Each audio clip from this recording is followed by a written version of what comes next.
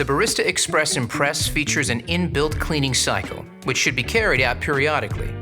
The maintenance light will automatically flash to indicate when a cleaning cycle is required.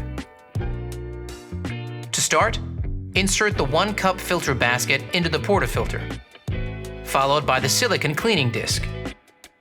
Place one cleaning tablet into the center of the cleaning disc. Then insert and lock the portafilter into the group head.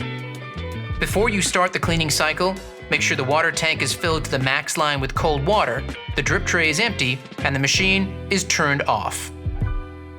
Press the 1-cup, 2-cup, and power buttons simultaneously and hold for 3 seconds.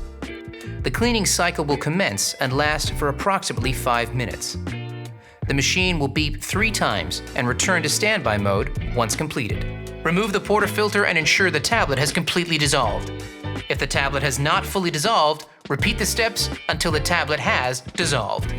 Once the tablet has completely dissolved, remove the cleaning disc, then reinsert and lock the portafilter into the group head. Place a small cup or container under the portafilter and press the 2-cup button to rinse any residue.